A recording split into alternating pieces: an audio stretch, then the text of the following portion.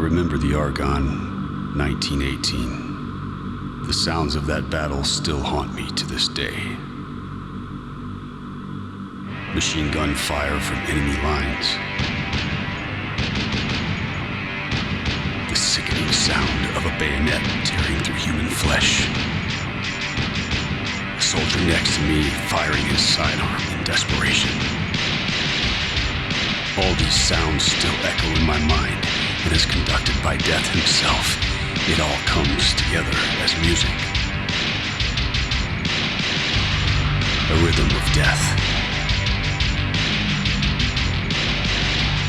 A symphony of war.